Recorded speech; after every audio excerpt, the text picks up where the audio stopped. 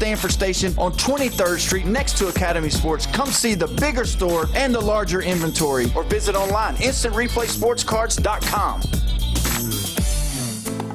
The legendary Pepper's Mexican Grill and Cantina, home for the most popular drink specials in town and now on the beach. Enjoy 2-for-1 house margaritas and draft beer all day, every day. 10% off on Military Mondays, and Tuesdays, kids eat free with an adult. Pepper's Mexican Grill and Cantina, now with 2 locations. Back Beach next to Home Depot and Highway 77. Reliable Copy Products is proud to be the exclusive dealer in Northwest Florida for Kyocera office equipment. Reliable Copy Products has been committed to providing professional, personalized service for the last 35 years. They understand that the right equipment does not always fall within today's budget requirements, so they offer several options for the equipment you need today for the growth you expect tomorrow. Call James Smothers at 784-6601, 784-6601. Reliable Copy Products on Harrison Avenue, just north of Bay High School. Are you in need of reliable, secure, convenient self-storage? Too much stuff and not enough room to put it all? Stop on by to Your Storage Units. With a wide selection of climate and non-climate self-storage units, Your Storage Units is sure to have just what you need. From a small 5x5 to as large as a 10x20 and up. Just remember, if you need more space and less clutter, call Your Storage Units 850-252-4309 at 7100 US 98 right over the Hathaway Bridge and PCB behind the Taco Bell. WGSX Lynn, WVLQ Port St. Joe, ESPN Northwest Florida. 5, 4, 3, 2. Stand by. On my mark. You survived the workday. Now survive the truth. Don't you want to have the best 12 teams in college football playing each other?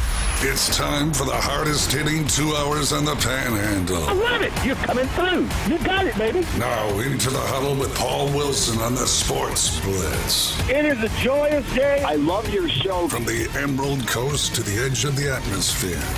You gentlemen lift us up every day. 104.3 ESPN Northwest Florida. What it do, people? It's the homie Lil Cash. Right now you tuned in with Paul Wilson on the Sports Blitz. 104.3 ESPN, Northwest Florida. The hottest sports show in the South. Let's go. It's Lil Cash with another hit with Paul Wilson on the Sports Blitz. Where they talk trash and they talk ish. When it comes to sports, man, they too legit. It's 104.3 ESPN. If you love sports, better chime in. NFL, college, local sports, they got it. NBA, they got it. Sports Blitz, the topic. The show hottest wasabi. Better tune in and go watch it. Hey, Sports Blitz with Paul Wilson. If you even tried, you can't stop it. Bone Crusher gon' pop it. No Jeff gon' pop it. Go like, comment, subscribe, and share right now. We are live and local right here at 104.3 ESPN Northwest Florida, your spot for the Atlanta Braves baseball. Don't forget tonight, coverage starts at 7. First pitch is at 8:50 right here at 104.3 ESPN Northwest Florida. Don't forget, if you want to be a part of the show, you can be 850-215-6290. I'm pumped up and ready to go. In studio today, we've got Coach Dario Green from the Mosley Dolphins varsity basketball team. Coach, how you doing today? I'm doing great. Good to see you. We are doing fantastic. We got Bone Crusher crushing the ones and twos. Bone Crusher, how you doing today? Wonderful. Beautiful day. Yes, it started out cold, and then now it's hot. So I'm ready to go. I love it. We're ready to go. We're pumped up. Coach, I'm so glad you're here. You're going to stay with us all day, and I'm pumped up about it because we're going to talk a lot about what happened last night and all of the things college basketball today. So it's awesome to have you. But let's talk about the Mosley Dolphin program right now, yes, because obviously you've got stuff to do. You don't just not plan and prepare. So what is going on with the Mosley program for basketball right now? Yes, sir. Right now we are in our off season, but you know the basketball season never stops. So we gave them a couple weeks off. Now we started back working out, doing some skill training, some team stuff. We'll start back lifting here pretty soon. And then honestly just getting ready for the summer. Last night we actually had a player interest meeting for the incoming ninth graders. So I got to meet some of them, the kids that'll be with us next year. Laid out the summer schedule, and it's going to be very, very busy in June, just playing a lot of games and just trying to get guys sped up and better over the summer. So what do you think? I've listened to some of the AAU coaches. I've listened to some of the trainers. I've listened to some of the NBA people. As far as a young basketball player, Kelvin Sampson the other day was talking, and he said, I get you going and getting specialized training, but learning how to play a game, getting out and playing basketball is still the way to go. Obviously, I played, you played. What do you think is the key to getting better in basketball? I think it's a combination of everything. Like you have to, skill train. You have to learn how to dribble or do certain footwork, and you can't do that with a person on. You just start, and then you learn it, and then you progress to a person. We do a lot of skill training with 1, 2, 3 people. So we're getting the aspect of the help side defender or the weak side defender. And then we also play. Like, I think you have to do all of it. That's what I'm sure you did growing up. You skill, you train, and then I just go hoop. So I think you have to do it all.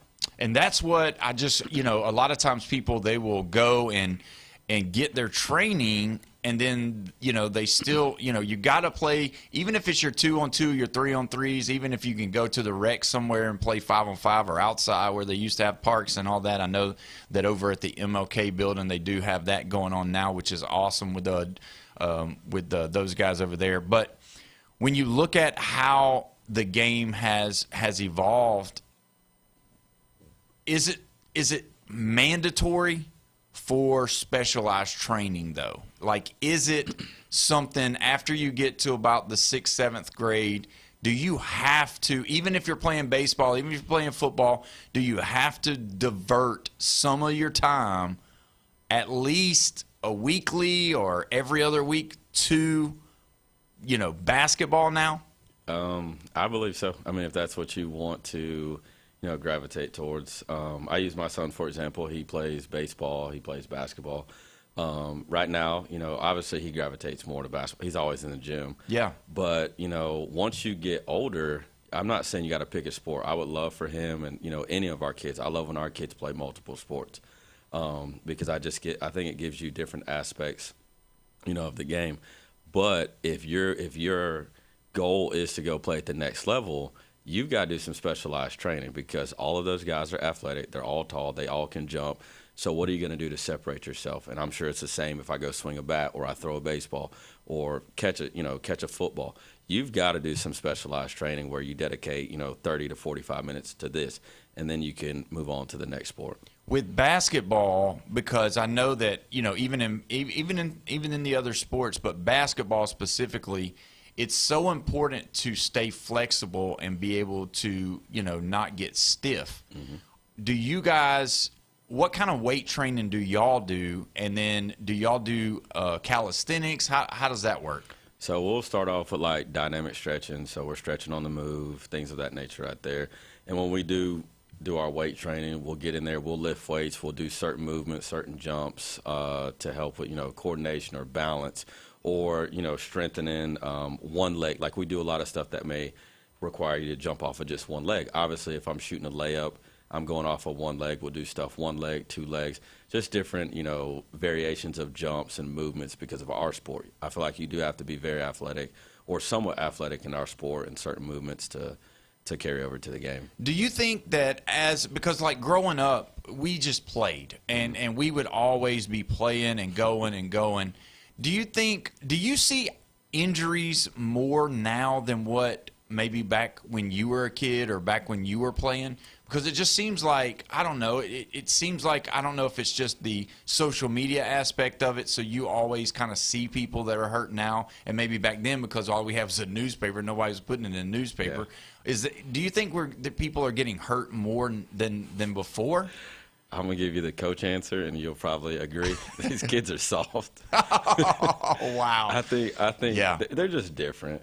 I can't say I've noticed more injuries, but I will say kids like, oh, my finger hurts, coach, I can't work out. Okay, that's an excuse to me, but yeah, I can't say that kids are more, injured, but they also have better training. They have better medicine. They have, access to a whole lot of stuff that you and I didn't. So I would hope that they would not be, as injury prone as we were. So as far as getting to the program, do you have to set up, I know when I've had Coach Tommy Joe and even Coach Brown over at Bay, they would tell me that they have to set their own schedule. Do you have to do that as well? And are you working on that right now? Are you trying to schedule your game games? schedule? Yeah, for your games. My game schedule's done. Wow. Yeah. So this was the first year, in my program we made the playoffs. So after we lost to Ponte Vedra, I gave myself maybe 1 or 2 weeks after that. And then you there's certain games you have to schedule. Obviously, we'll schedule Bay High. Obviously, we'll schedule Arnold and Rutherford. Those are our big 3 in the county that we usually play, that we've always played. And then you've got teams like Choctaw, Niceville, that I've got relationships with their coaches. Choctaw was in our district last year. Niceville, I'm sure you've seen the football games. The basketball games, to me, are probably worse. Wow. Like when we play at Niceville, it is terrible. And it's an environment that preps us. So we play there. My buddy at South Walton, we always play him. His student section is pretty much just like ours. So we play a lot of environments that we feel like will prepare us. And then you've kind of, we've got some tournaments that we'll play in. We go to Gainesville. We'll go out to Buchholz. We'll go over to Pensacola. So I kind of got it down to the normal, 10 to 12 games that we normally play. We host our Christmas tournament, so that's three games there. But, yes, we have to make it all. But mine's done. It's been done for a couple of weeks by now. Do you evaluate yourself after every year to kind of think about how you did, but then also maybe some of the things that you feel like you could have done better, and then feel like some of the things that you accomplished that was a goal that you set? Yeah, I do it after every game. My wife probably hates it, but I do it after every game. I talk to my assistants about it. I'll tell my players, hey, I messed up here. You know what I mean? I have no problem, admitting that, hey, I could have done better here. I could have put y'all in a better position here. That's on me. But yeah, so after the season, you definitely look back. I'll tell you the hardest thing is going back and watching those games that have an L next to it. Yeah. And you've got to force yourself to watch it. But then you also say, hey, we did accomplish this as a team. Like for us, we set some goals. We were able to accomplish a few of them. So you kind of just, self-reflect at the end of the season. Let me ask you this. This is going to get a little deep, and it may not be deep to you, but to me it is. How do you differentiate? Because obviously you've been hired to do a job, and this is even for college coaches and pro coaches for sure, because, this is your livelihood. This is what you do. How do you differentiate being able to develop kids to make them to get to the place to where, because as well as I do, let me rephrase it. Just because you've got the best players on the court, it don't always produce wins. It can, but it don't always. So how do you differentiate developing a kid, getting the best out of him, but also securing those wins and not be so confused with the fact that I've got to win, and that you leave these kids behind by not developing them, if that makes sense? Yeah. So we will always, we're always going to try to develop a kid, get him to the best that he can be, or whatever the case may be. Now, you got to win games, but I will tell you this. Coach Lee, who's our athletic director, he understands, and, people have to understand, I am confined to Lynn Haven and the kids that can get into MAPS. Right. So there's not a lot of 7-footers. There's not a lot of, 6-7 kids. So I evaluate myself. Did I get the most out of my kids? If my kids give me everything possible, and I've been told you have a hard playing team. They take on your attitude, your spirit, everything about you. I'm fine with that. And if we lose games and you gave me everything possible, I can live with that right there. But as far as development, we will work out, before school, after school, whatever the time slots are for us to work out. You'll get out of this program whatever it is that you want. And if you want to be a great high school player, a good high school player, I'm going to put you in the best position as possible to succeed in that. Now, obviously, in the media's eyes, I'm judged off of wins and losses. Yeah. But I will also say, too, I don't care who we play. Like, from my first year, I played teams that lost in the state championship in Alabama. I played teams that have played in state championship recently, this year. So I don't care who we play. I want my kids to have experience to say, you know what, coach matched me up against the best competition, and I held my own against them. What does it mean when you say the MAPS thing? Because some people may not understand that, because is that some kind of you have to be accepted into the program? Yeah, so for Mosley, you have to live in Lynn Haven, which is obviously, the parameter of Lynn Haven, or you have to be in the MAPS program, which is like our college program. So they had it when I was growing up. I was in it. I'm not going to age myself, but years ago. So if you have a son or a daughter, they have certain GPA, they get, they apply for the MAPS program, they can get into it that way right there with Mr. Matt Tepelcheck, who runs that. So that's the two avenues that you can get into Mosley. So you can't just come to Mosley because you want to. No. Okay, so you have to be qualified, or you have to go through Lynn that, Haven, or live Lynn there. Haven. You can hardship there. Now there are certain things you can hardship over if you're military, homeless. There's certain situations that you can hardship over. But if you don't hardship, it's either Lynn Haven or MAPS. Have you gotten any kids that have sent out interest, or that's coming that is new to the team this year? Maybe that's a junior or senior or anything like that? No. I don't know anything. Whoever shows up, when they say, hey, Coach Green, there's a kid up here, then I'll walk up to the office, and then if they're accepted in the MAPS or Lynn Haven, then we can go from there. So that's how that works. Yeah. So if anybody, because I know that it's a free choice in Florida, and so it kind of puts you behind the eight ball a little bit. It doesn't. It's not as open, because is Mosley the only school that does that in the area? I wouldn't say the only, but that's pretty much how it works. Like the kid Connor. He's a beach kid, went to Alabama, came back or whatever, but for him to play at Mosley, he had to be in the MAPS program. And like you said, it does kind of put us behind, because I didn't get him until after the summer. So we had done all of our stuff right there.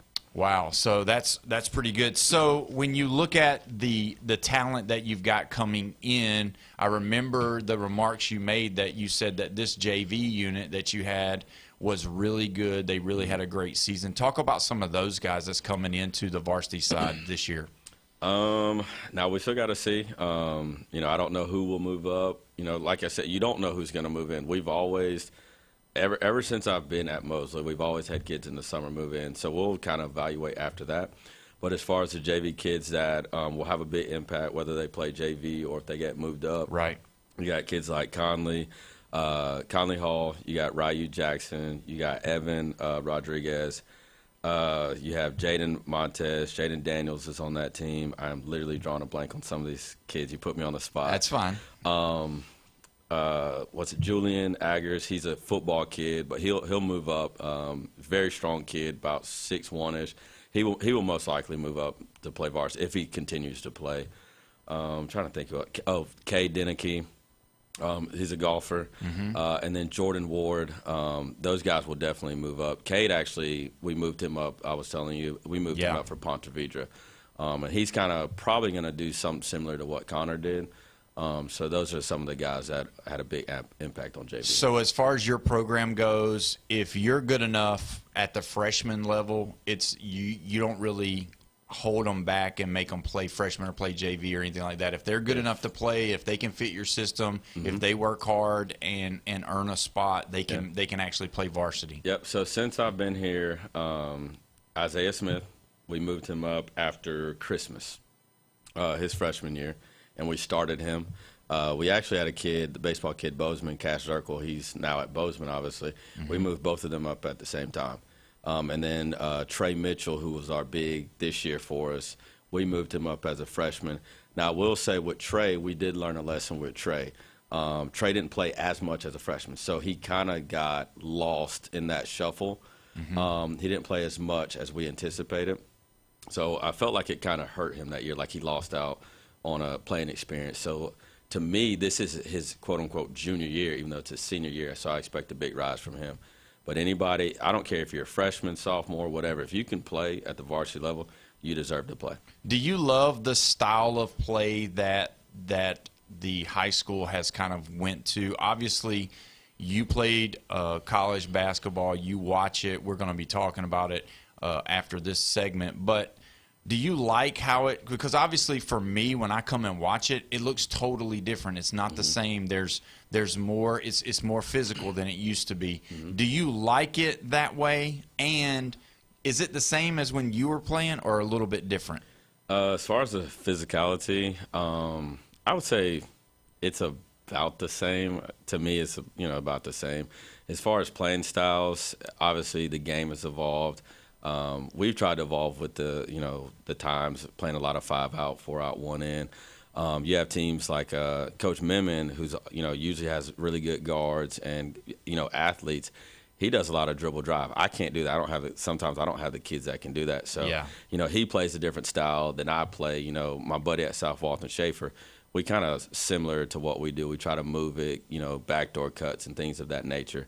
But I love it. As long as the kids are learning, I don't care if you're my sister or somebody else. As long as you learn the game of basketball, I think it's fun. How is it with a player that, how rewarding, I would say, for you being a coach to see a kid struggle and then finally, kind of get through it? Because, there's those times where you just talked about, your big that you were talking about some of the things that you've seen or kind of known with him. How rewarding is it for you to see these kids grow into not necessarily just a basketball player, but actually like a good human being? Because obviously you see them when they come in entry level and you can see the progression throughout the years. No, it's amazing, and that's the main reason we get into this is to help build young men into. I always tell them you're going to be a father, you're going to be a husband, So we're trying to build our players into that right there. But it's great, For this year, you got kids like I'll use Isaiah and Christian because they were our 4 years, so I literally got to see them grow for 4 years. They come in as these little scrawny kids, and then they leave. They've got some muscles a little bit. They've got, some hair on their chin. They've, tattoos on some of them. And you're just like, man, I've seen this kid grow. And then not only did he grow on the basketball court, his peers brag on him. His teachers brag on them. So it's fun to watch those kids grow up and know that you're a part of that journey. And it tells us as a coaching staff, we're doing something right. And we talked about the wins and losses. Those will come and go. But the relationships that we built with these kids, from years, and we'll see them in a couple of years when they're married and say, you know what, this is why we got on to you, so you can take care of your wife and take care of your kids, and hold you to a standard. So your kids that you have, it's kind of a special dynamic when you're a coach, because especially when if you're coaching boys sports and you've got boys, do they look up to your players? That one, yes. And it's funny. We actually did a field day the other day, and I had one of my old classmates. She sent me a picture on Facebook Messenger, and it was Evan holding Zeke on his back. And that's the stuff like people don't, understand is I walk into the gym and they'll, hey, what's up, coach? But then they're messing with Zeke or they're talking to Zion. And it's like they're an extension of your family. You know, they show respect to your wife. They show respect to your kids. And like I said, we see your kids sometimes more than we see our own kids. Right. So it is great to see them grow up to be young men. And I've been blessed with a great group of guys at Mosley. Well, that sounds good. Well, we're going to go ahead and take our next break. When we come back, we're going to talk about some games from last night, the game from last night. You're listening to the Sports Blitz with Paul Wilson right here, 104.3 ESPN, Northwest Florida.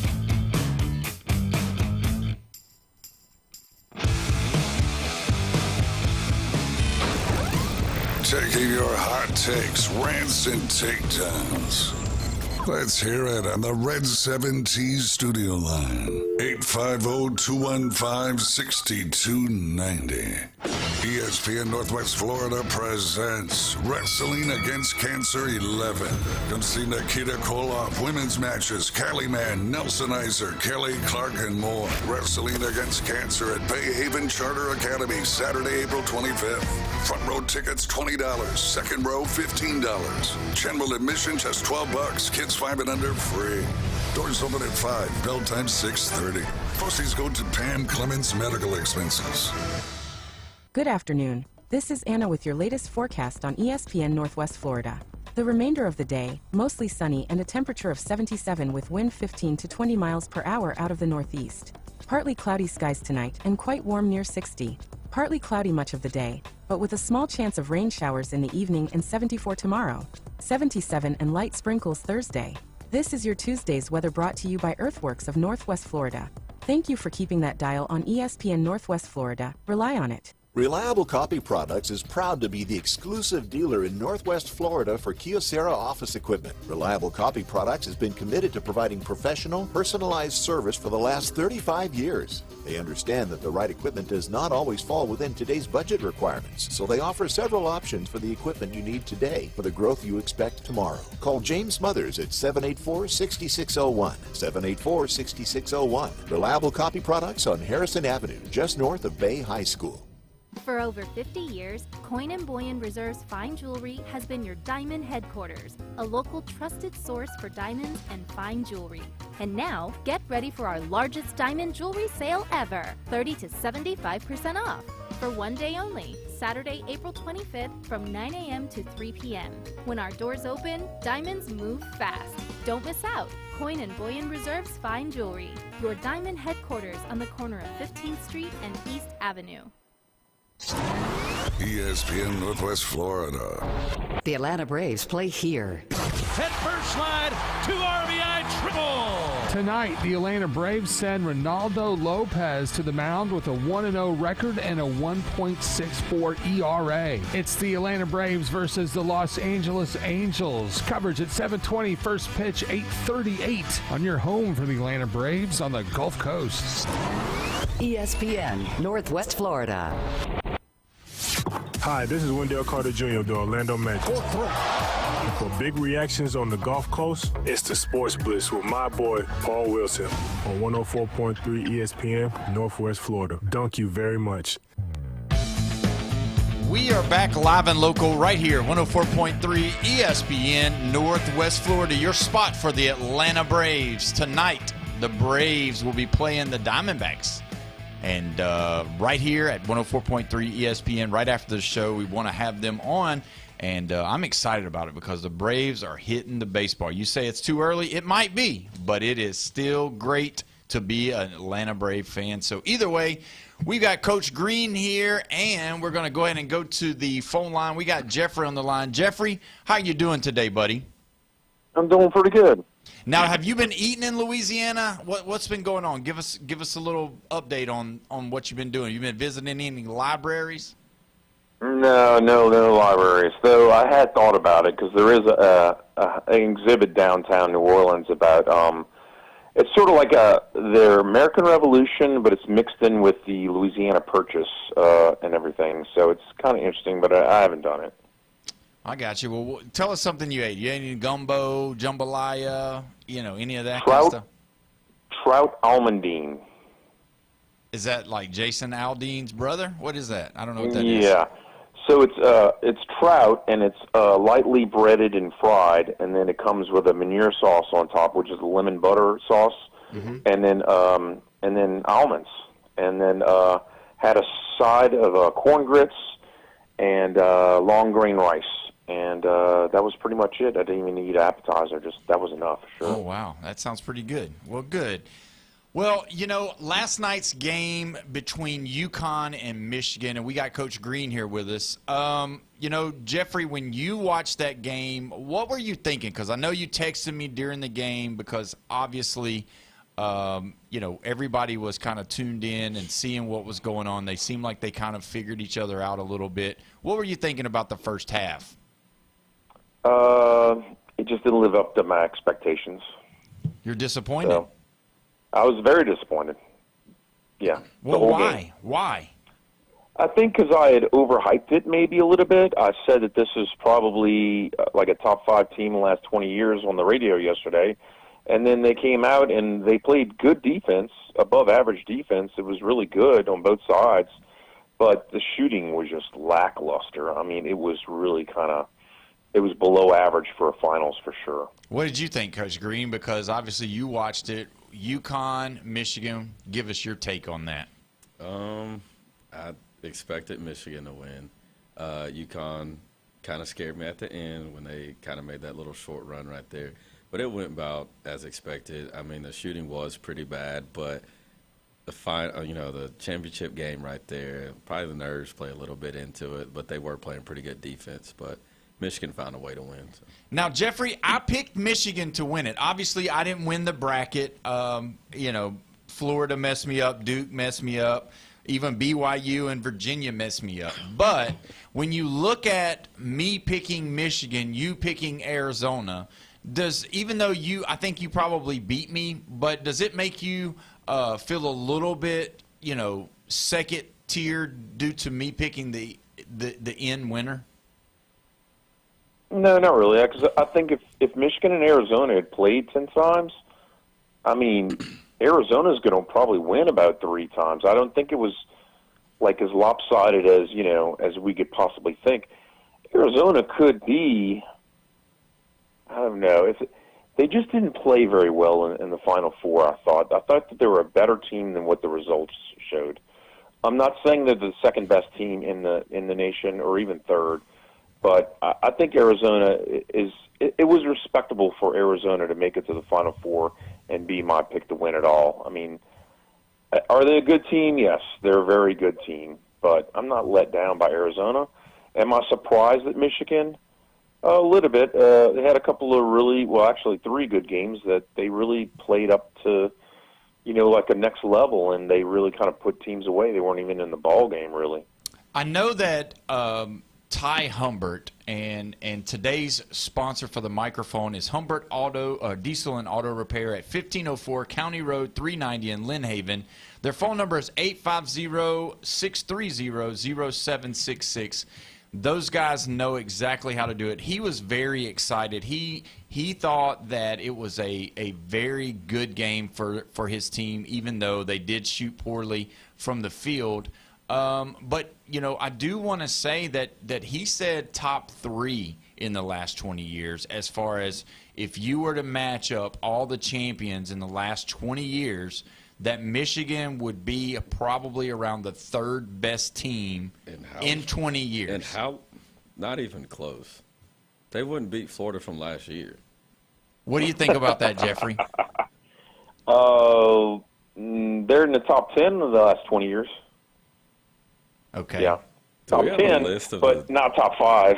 Not top 5. But you were saying before yesterday, though, you were saying top 5. I know, but the shooting was just, if they're playing basketball, you have to be able to shoot better than that. Come on, man. You're 2 for 15 on the threes. What are you doing out there? Yeah. This isn't basketball. That's a failure. That is complete failure. And if you're going to tell me that's even a top 5 at last 20 years, that says something about the last 20 years. We haven't been really having great teams. And to be honest with you, I think the whole fact that we have so many freshmen now starting in basketball has kind of hurt the whole sport. Yeah, well, we're going to talk about that, and we're going to go all deep into that. And you're laughing. Tell us why you're laughing. I'm looking back at the last, we said 20? 20 years. So that includes the back-to-back Florida teams. Wow. They don't beat either one of those. No. I personally do not think they beat the Florida team from last year because they had just as much size. Right. And they would have had the best player in Walter Clayton. Yeah. You've got North Carolina team. I got to look back and see who's on that. You've got a Duke team. You got the Kentucky team with Anthony Davis. Yeah, they don't beat them. They don't beat them. That's not going to happen. So let me ask you this, Coach. When you watch this kind of game and you see the way that they play, you talked about earlier about different styles, and Michigan had that same kind of dribble drive style. They ran some picks, they tried to do some things, and then the flip on the opposite, Hurley, you could see they were running plays the whole game. It was always a moving offense. They spread it out. They pick, they back pick, they're going to move, they're getting the ball exactly. It was almost like when you watch UConn play every game this tournament, you knew exactly when the person shot the ball, you're like, oh, well, they called that play just for him. That was the play. Yeah. And it was almost like you had 2 different styles. What was the difference with these 2 teams, though? If you want me to be honest, I think probably UConn of the four, and I look at their players and how they would project if they were at the next level, like the NBA or professional. I think UConn probably had the least amount of talent of the Final Four. Mm-hmm. And I think Michigan probably had, I would say probably the best, not the best pro, maybe he might have been the best pro, with Yaxel. He was really good, but I cannot remember his name, but he was number 21. He was super, super athletic. The big that they had that came from UCLA was really good. The pass that he threw that was three-quarter court, he does a lot of stuff. He has great hands, very strong, can make plays. So I think UConn was just honestly outmatched. But I think Hurley's basketball, IQ and like running these plays, getting guys open sets was what made the matchup a lot closer than what it actually should have been. Jeffrey, were you surprised at the blocks that went on last night? Because it exactly what Coach Green's talking about. If you look at it, when there was not a play of a set play for the team and they did something outside of it and they'd go to the basket, it just seemed like they got their shot blocked a lot. Yeah. I mean, look, this is definitely a defensive battle. That was the only thing I guess you could really say, wow, they really are good at. And they had to abandon offensive play schemes because the defense was so dang good. And it wasn't like, how like I was talking about it about a week ago. I said there was teams that would shoot the ball and then they'd head on down the court. These guys are hanging out to get a rebound on both sides of the ball, and there'd be like 4 or 5 guys going after the ball. I mean, they were not giving up on the play just because they shot and they missed the shot.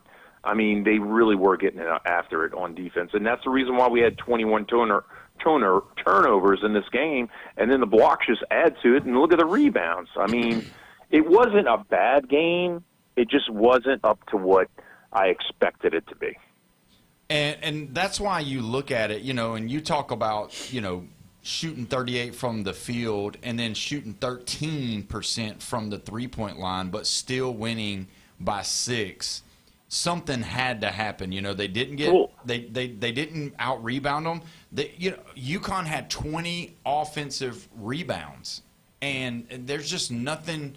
I mean, you can't make this stuff up, and it's like exactly what Coach Green's saying is that they were totally outmatched.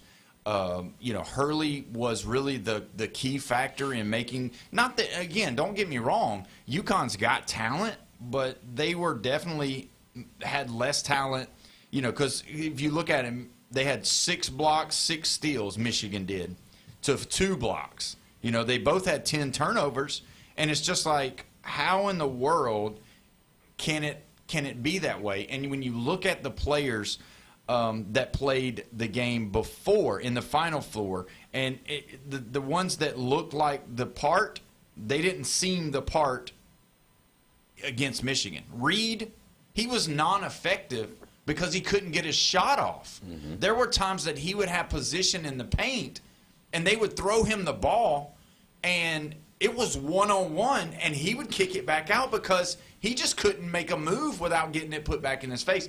How important was that for Michigan to have him there in the, talking about the big that they have? Yeah. How important was him being there? Because he stopped a lot of they didn't have 22 points in the paint.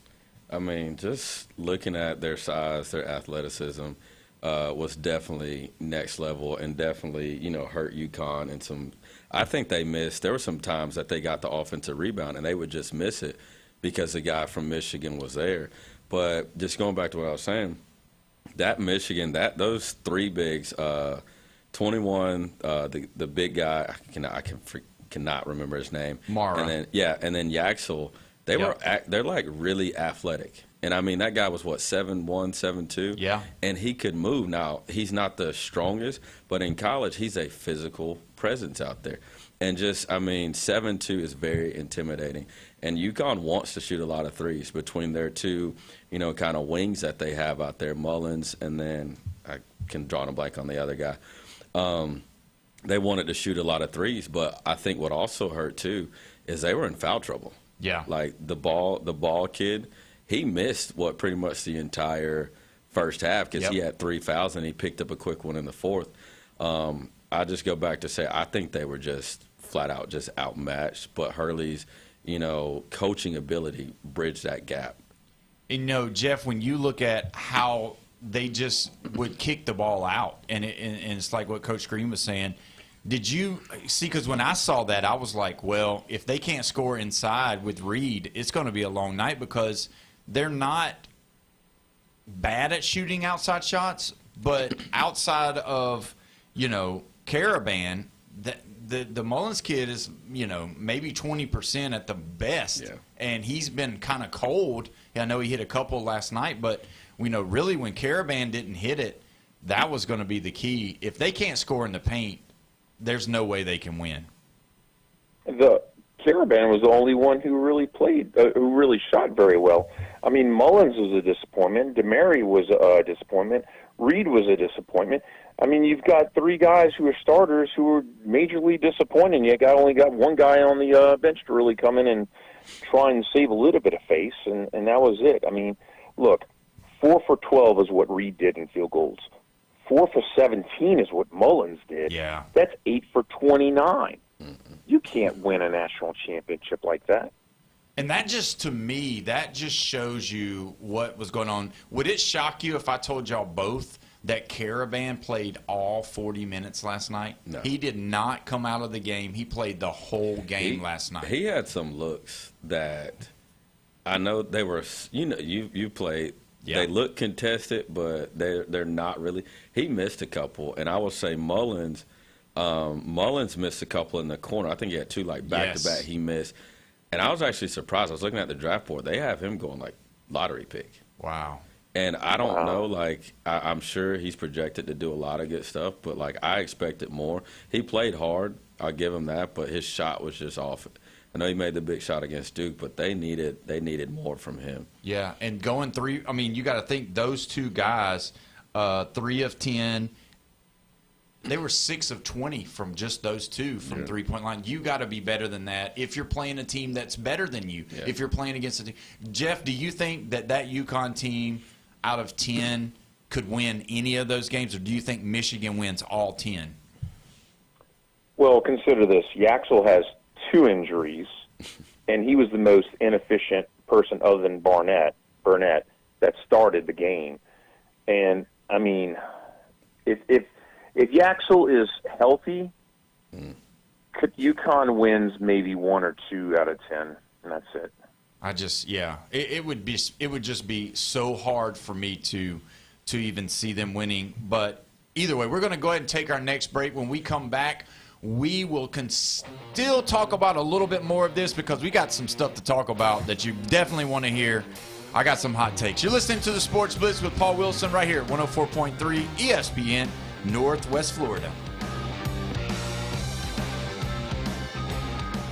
Atlanta Braves baseball is back. Swing and a drive. That's hammered deep right. He jumped on one and hits a homer. We're your exclusive radio home for the Atlanta Braves. At the wall. It is gone. A grand slam for Acuna. Hear every exciting home run, every strikeout, and every thrilling victory on 104.3 ESPN Northwest Florida. This is Patrick with Turf Pro Pest Control. Do you want a great-looking lawn? Call Turf Pro. We will come out to your property and make a customized plan for your lawn. Then we will do the most important part, execute that plan. Turf Pro is a locally owned and operated company. We take pride in making your lawn beautiful. Call Turf Pro. You will love your lawn. The blue and yellow trucks make your lawn green. Find us on Facebook at Turf Pro PC. Looking to upgrade your truck? It's Blue Diamond Truck Accessories in Panama City. They sell, service, and install it all. Light kits, bed covers, bumpers, winches, lift kits, and any trailer hitch you can imagine. Blue Diamond Truck Accessories, just west of Frankfort Avenue on 15th Street. Find Blue Diamond Truck Accessories on Facebook or call 850-914-0265. Blue Diamond Truck Accessories, 850-914-0265. Got a scratch, dent, or full-blown wreck? Bring it to Recommended Collision Center in Panama City. From small scratches to all over paint jobs, from fender benders to major collisions, it's Recommended Collision Center. They work with all insurance companies and offer customer pay options too. A family-owned collision center that takes pride in top quality repairs, friendly service, quick drop-offs, and a fast turnaround. So when life throws you a wreck, they'll help you get amended. Recommended Collision Center, 1329 Jinx Avenue, Panama City. ESPN Northwest Florida. The Atlanta Braves play here. Head first slide, 2 RBI triple. Tonight, the Atlanta Braves send Ronaldo Lopez to the mound with a 1-0 record and a 1.64 ERA. It's the Atlanta Braves versus the Los Angeles Angels. Coverage at 7:20, first pitch 8:38 on your home for the Atlanta Braves on the Gulf Coast. ESPN Northwest Florida. Pound the like and crush the subscribe. The Sports Blitz with Paul Wilson is live on YouTube. 104.3 ESPN Northwest Florida. Welcome back. You're listening to the Sports Blitz with Paul Wilson right here, 104.3 ESPN Northwest Florida, your spot for the Atlanta Braves baseball. Don't forget, tonight, the Braves will be on right after the show. Coverage starts at 7. First pitch is around 8:45 right here, 104.3 ESPN Northwest Florida. We are going to go live to the phone line right now. We got Mike on the line. Mike, thanks for being patient, my friend. How you doing today? Hey, Paul, what do you think of that? Before I get to my topic of the what I call that, what do you think of the game last night? I listened to it a little bit, and UConn was struggling from the line where they were struggling big time, but the right team won for me. Yeah, I was thinking about you last night a little bit when the game was almost ending, Mike. I was thinking, I wonder if Mike's watching this or listening to this, and the smile on his face in Ohio. You're probably the only person in Ohio that was smiling last night for the Michigan Wolverines. Well, there is a few more in Ohio, but I must admit, not many like me. And but anyway, on this take in baseball, what do you think is going to happen next year if the baseball players union strikes like they're going to? Well, I think it's going to be interesting. It's going to see whether or not they can come to some kind of agreement. I mean, from guys like Bryce Harper to, even some of your more people that are more grounded, you hope that they can come together, because you don't want to see, a strike. You don't want to see them not being able to do it. Obviously, the league is kind of going towards wanting to have a cap. And obviously, as a player, you don't want a cap, especially the players that are playing in Los Angeles and California in general, or even go to California, because when you go there, you have to pay those taxes. And I can understand that their tax money on top of all the money that they make, it's a big deal. But I'm hoping that the cooler heads will prevail, and I'm hoping that they won't cancel baseball, and hopefully they'll find an agreement. Do you think if they do strike, you think that potentially will drive fans away? Because I do some of them, but I tell you what, I'm not one of those fans that is going to go away from baseball, because I remember as a little boy listening to Marty Burnham and Joe Nuxall through my summertime when I was romping around when I was a little boy. And baseball is, I mean, we got other stick and stick sports out there, but baseball is just about my favorite time of year. Well, I love all the baseball games. Well, I'll tell you this, Mike, and I hate to cut you off on that, but I want to tell you this. There's so many baseball fans, their kids are playing. The sport is not dying for sure. But I will say this, the people that are going to hurt the worst, and I don't think it's going to kill baseball, but I do believe it's going to hurt it if it does go out, because you got to look at the smaller markets. I mean, just the other day, I think it was Tampa Bay Rays, they only had 6,500 people in the stands. And whether you are watching it on TV or listening on the radio or any of that, the way these teams make their money is selling tickets and keeping butts in seats.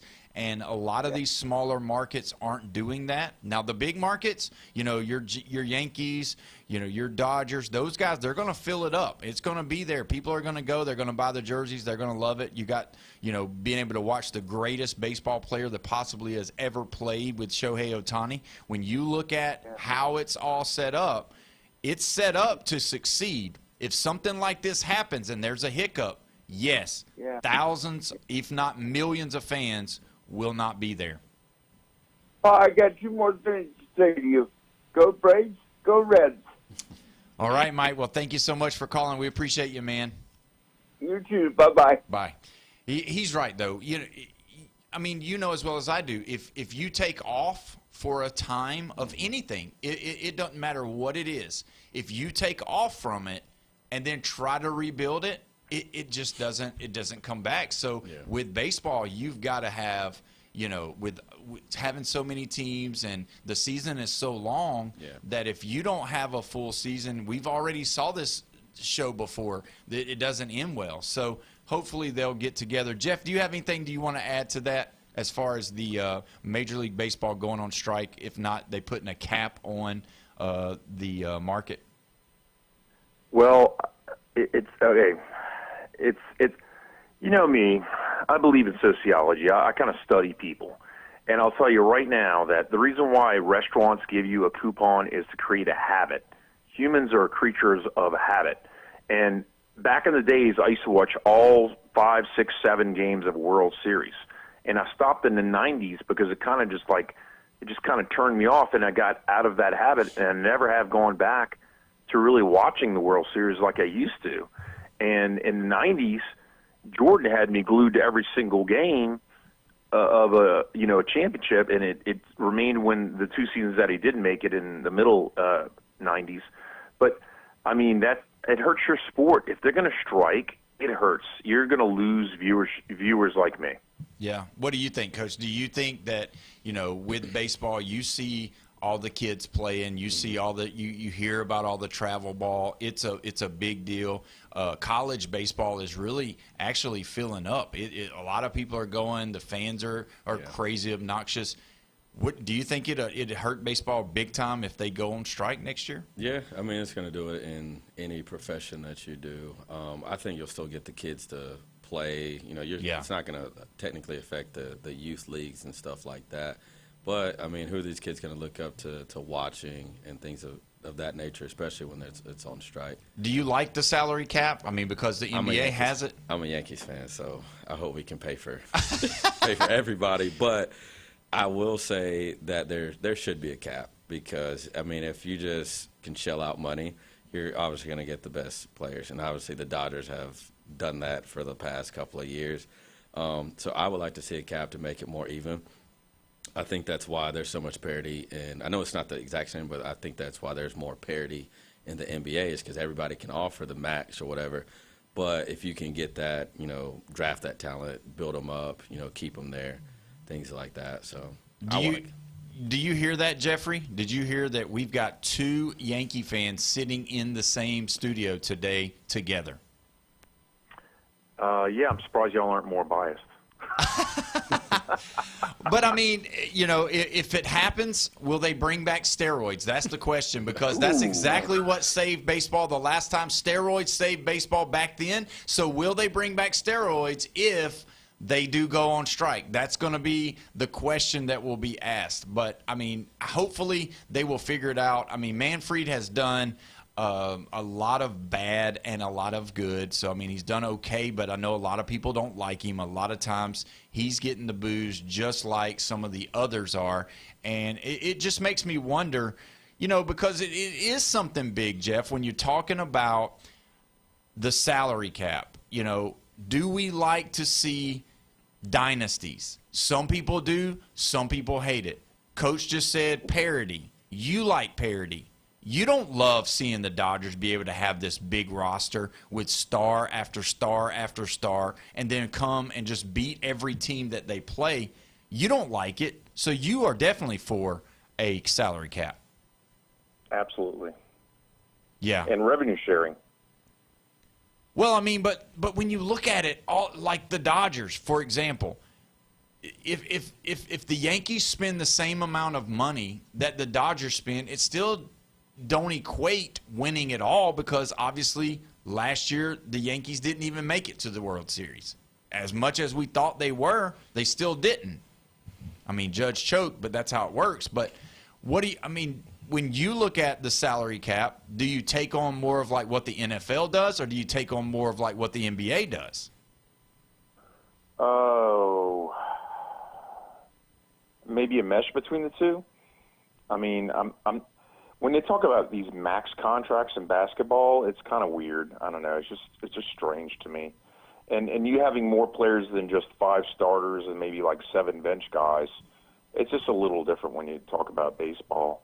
But let me ask you a question now. Who played in the national championship last night for college basketball? UConn and Michigan.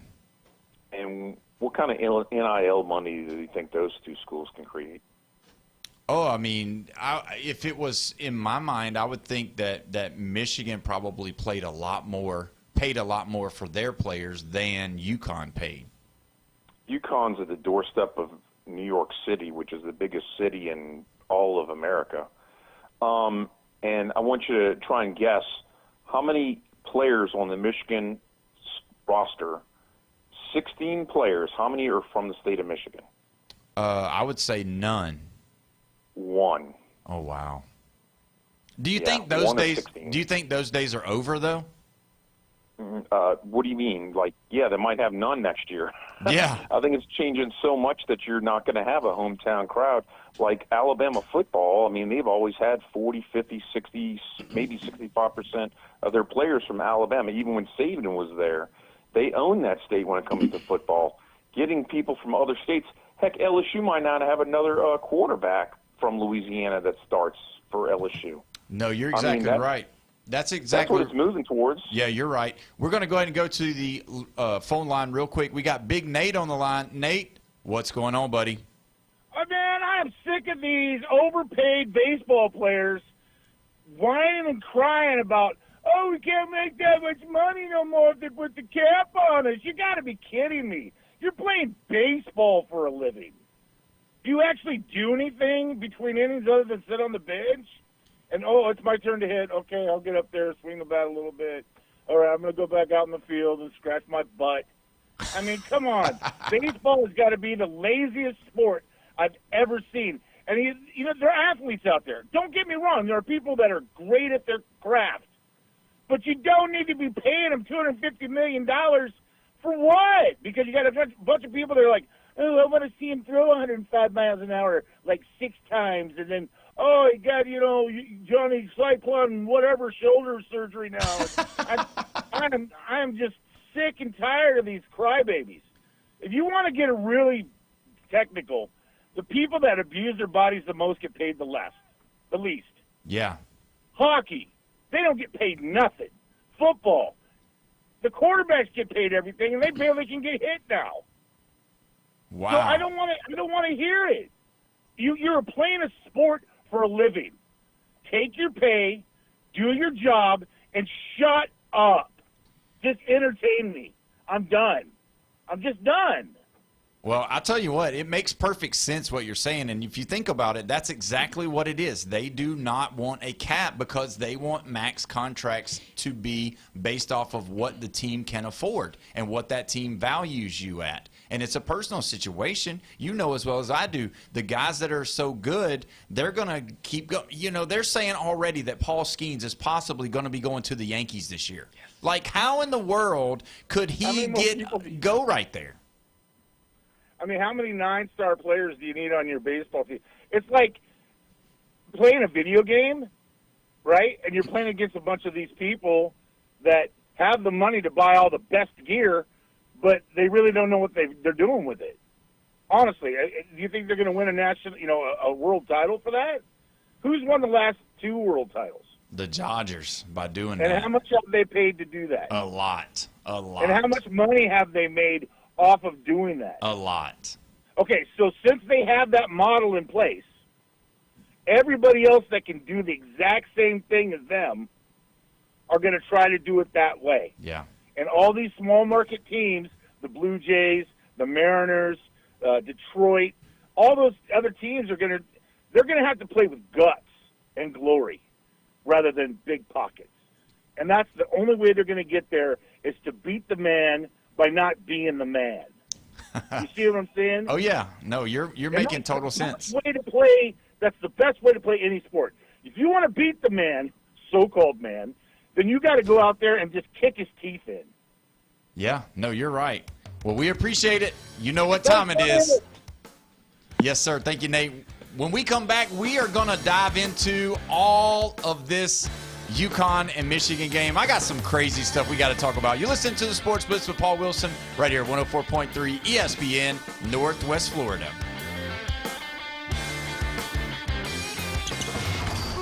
ESPN Northwest Florida, the Paul Feinbaum Show. Brad, you've expanded my vocabulary, and when she started going on and stuff, I said, will you please stop bloviating or pontificating? I would like to use words like that to my wife, but I'm too smart to never use a word like, why are you bloviating about that? Paul Feinbaum, weeknights, 6 to 10 on ESPN Northwest Florida. This is Joanna with ESPN Northwest Florida. Here is your weather forecast on this Tuesday evening. As we head into tonight, some clouds and a low of 61 with a moderate breeze out of the east-northeast around 14 miles per hour. For tomorrow morning, some clouds and a temp near 71. In the afternoon and evening, partly cloudy and a high around 74. For Thursday, mostly sunshine and a high of 77. This weather forecast is brought to you by Earthworks of Northwest Florida. Thank you for keeping that dial at ESPN Northwest Florida. Rely on it. For over 50 years, Coin & Bullion Reserve's fine jewelry has been your diamond headquarters, a local trusted source for diamonds and fine jewelry. And now, get ready for our largest diamond jewelry sale ever, 30 to 75% off. For one day only, Saturday, April 25th from 9 a.m. to 3 p.m. When our doors open, diamonds move fast. Don't miss out. Coin & Bullion Reserve's fine jewelry, your diamond headquarters on the corner of 15th Street and East Avenue. Get ready to connect. ESPN Northwest Florida is proud to welcome and feature the newest additions to our Panama City Beach Chamber family. Welcome to the Beach Chamber, Nexa Lending, Maria Svereniak, PJ's Coffee House of New Orleans, Smoothie King, the Octa Collection, and Nathan's Famous. Step in, grow, and connect with the community that celebrates your achievements. Congratulations from ESPN Northwest Florida. And the Panama City Beach Chamber of Commerce, reaching Bay County and beyond. WGSX Lynn Haven, WVLQ Port St. Joe, ESPN Northwest Florida. The locals love it. ESPN Northwest Florida. The Atlanta Braves play here. Head first slide, 2 RBI triple. Tonight, the Atlanta Braves send Ronaldo Lopez to the mound with a 1-0 record and a 1.64 ERA. It's the Atlanta Braves versus the Los Angeles Angels. Coverage at 7:20, first pitch 8:38 on your home for the Atlanta Braves on the Gulf Coast. ESPN Northwest Florida. This is Coach Stephen Pearl. Your home for Auburn basketball on the Panhandle is 104.3 ESPN Northwest Florida. Now back to the most opinionated sports talk show on the Panhandle. This is the Sports Blitz on 104.3 ESPN Northwest Florida. What it do, people? It's the homie Lil Cash. Right now you tuned in with Paul Wilson on the Sports Blitz. 104.3 ESPN, Northwest Florida, the hottest sports show in the South. Let's go.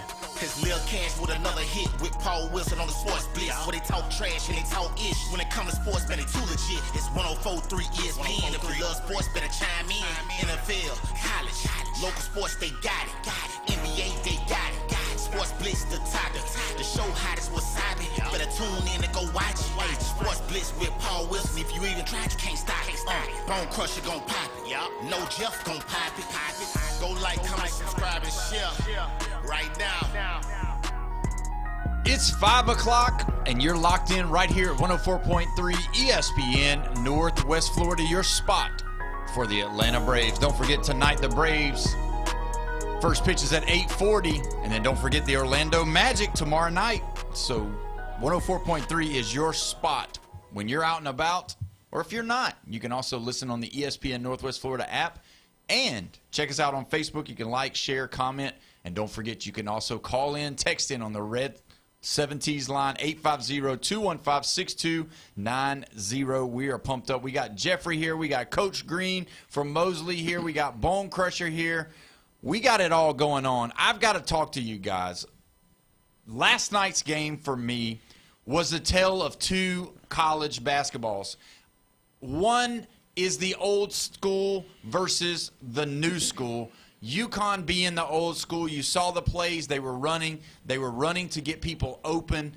Hurley's team was definitely not as athletic. But then you look over at the team from Michigan, and you see 5 starters that all come from somewhere else. They were not from Michigan last year. They didn't play on the team last year. They played at all different spots. You had some from UCLA. You had some from Alabama. You had some from UNC. You had a team that was brought together. Now, on one side of the coin, you can say, yes, Dusty May did a fantastic job bringing all these kids in from different places, even different countries, making them learn how to play together to the point to where they dominated college basketball all the way through the season. And then you look at a team like UConn, who these guys were recruited by the coach, and yeah, they've got some NIL people, they got some transfers coming in, but when you look at it, is this the new era of college basketball? And if it is the new era of college basketball, do you like it, Coach Green?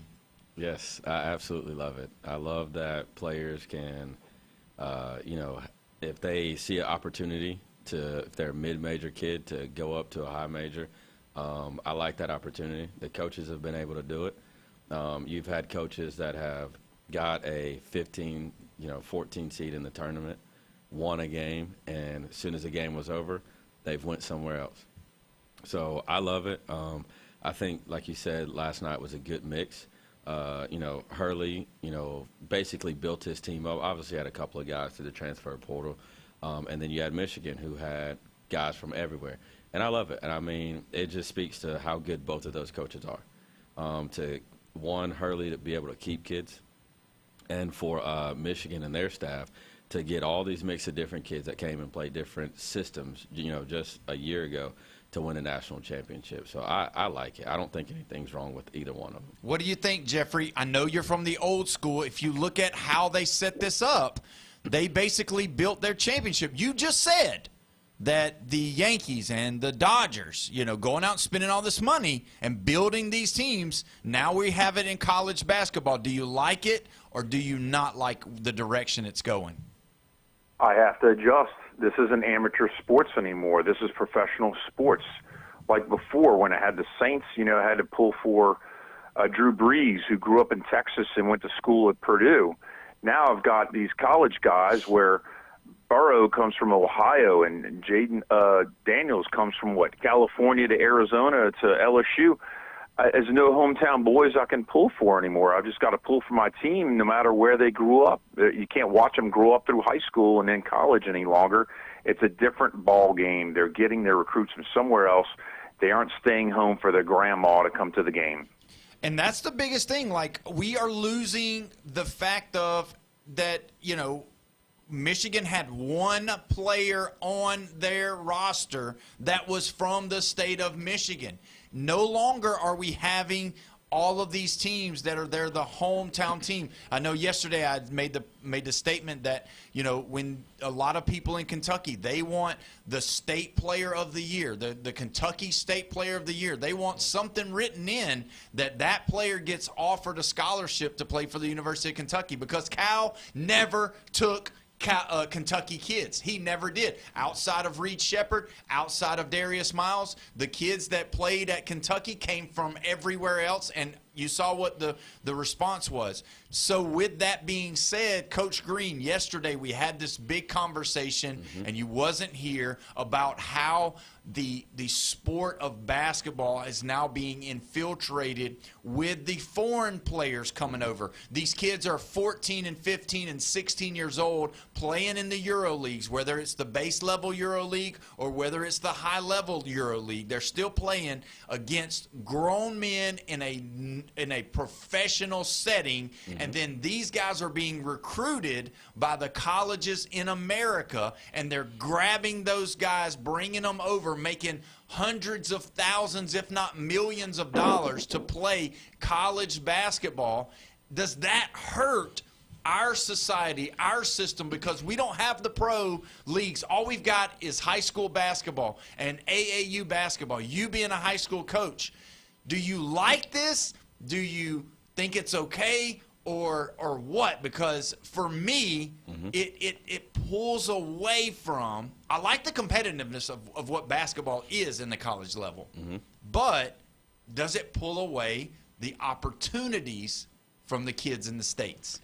I don't think I think it's been more blown up now because of the NIL. You've always had kids that could, I mean, when I played, 14 years ago at Charlotte, they brought in a point guard who was from, I want to say, Lithuania. So this isn't anything new. It's just now you got social media, like I said, the NIL. I have no problem with it. If Florida wants to go get, or Charlotte, my school, if they want to go get whoever from, Turkey or whatever, one of these countries, I'm all for it. But the kids here, yeah, those kids over there are getting better. They play against pros. But guys here are more athletic. We still have the best basketball. We still have the best players. Like Lucas and all these guys are still really good. But collectively, the U.S. still has the best players. But I think it's just going to make the average high school kid have to understand it. I tell my kids, it's harder to go play college basketball. You've got to be special, and you've got to work 10 times harder. So I think it's just going to pull something out of the high school kids that if you truly want it, you're going to have to go out and work even twice as harder than you normally would before. We have Coach Blue on from Gulf Coast, and he starts, showing us. He's opened the doors to let us come over and cover them and watch them. And the talent that is there, the talent that's at Northwest, the talent that's at Chipola, the talent that's across the country in the JUCO, it seems like maybe that is too some of the things that's going on with the high school kids, that they're going, because if you look at the talent level, it's still there. The other day I was watching the Division II basketball championship on TV. I was just checking it out, and I'll be honest with you, I was surprised because it wasn't very good. It looked like old school NAIA basketball. It was smaller kid, your forwards were 6'5", 6'6", your bigs were 6'8", 6'9", and then you go watch a junior college game and you see the difference. It's like Division I, maybe not every player's Division I, like high level, but they're mid-major, or you got one or two that are SEC or Big 12 or ACC, but then you got two or three other ones that are mid-majors, and so you're just like, wow, this is good basketball. And then you go watch a real Division I basketball game and you see that. But I just wonder, it makes me just wonder, because I was that kid coming out of high school, went the JUCO route, and it was good. It was high-level basketball. Back then it was where kids couldn't go if they couldn't make the grades. Or they couldn't get cleared by the clearinghouse, all of that. So you would have Division I players all across the stage.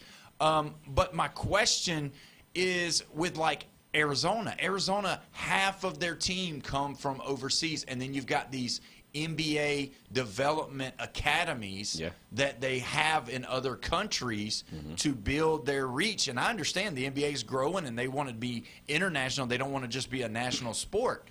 But are we going to always see this? Will there be a time where we will always see the foreign player ahead of because of their experience? Or will our athleticism and our AAU program, or is our AAU program going to have to step it up, and could it possibly be broken? I know I'm saying a lot, and I'm throwing a lot at you, but you're our coach on the spot, and I've been dying to ask you these questions. Yes, sir. But are we going to have to change the way we do our AAU? Because if not, we're going to be behind because these guys are playing against pros on a weekly basis up there. I mean, we are, but, I mean, with AAU, it's become a moneymaker. So kids, I mean, a lot of people don't have the right intentions about AAU. But we are going to have to change a lot. Like I said, I use my son, for example. Like, we got to do a lot of the fundamentals. I think in America, we've got by just being athletic. Well, guess what? These guys are more fundamental. They're the same size, and some of them are athletes. You know, Luka's not. I mean, that's probably the worst example. But you do have guys that have 40-inch verts and that still have the fundamentals, and they played against these professional leagues. So something is broken in the U.S. basketball system, but it's got to start with people that have the right intentions and that do it for the love of the game and not for the love of money, because we have unlimited resources here. We've got, you know, your IMGs, you've got your what's the school in Orlando? My goodness, I'm drawing a blank. Montverde. You've got Oak Hill. You've got these, these schools like this. Mm-hmm. And even, I mean, you still have good high school kids that go to, the regular public high school. So I don't think we're going to be too far behind from them, but something's got to change where we focus more on the fundamentals, and everybody wants a bag. I don't know if you've heard it, but everybody wants a bag and do all these specialized moves, but is your footwork right? You know how to jump stop, like little things that we're trying to teach kids at a young age that they've been taught, and they played against professionals right there. Jeff, do you like the direction it's going? Because it seems like it's better basketball. I mean, if you look across the spectrum, it is high-level basketball. You went over to Gulf Coast and you watched that, and it's high-level basketball. It's physical. It's you got to be tough. But do you like it? I mean, I don't like it any worse. I don't like it any more. Do I think it's higher level? Yeah, sure. The Europeans are bringing up not just size but physicalness into it, and it's just a different game, and I don't really hate it. So I'm not saying plus or minus on that one.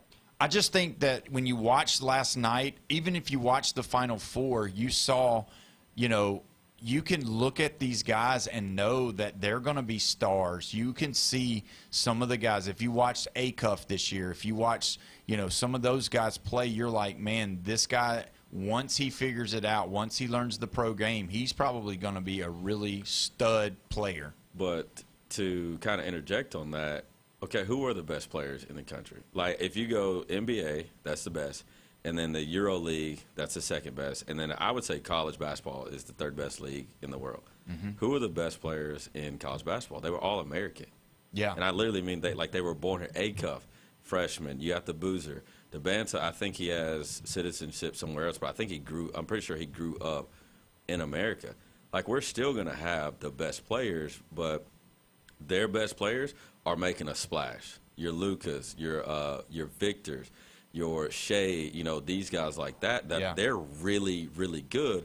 But I still don't want it to be confused that we've still got some really, really great talent in America just here. And even with how the system is going, the best players are still in America, in my opinion. Yeah, and that's and to me it's and again I'm American. I want it. I played. I want it to be a certain way, but it was refreshing. Yeah. Last night to watch the specifics of UConn playing. Yeah. They were overmatched. They were out athletic, but they still were there. They still were in the game. And this coaching, and I'll say this to Jeff, and I'll let Coach Green come on after.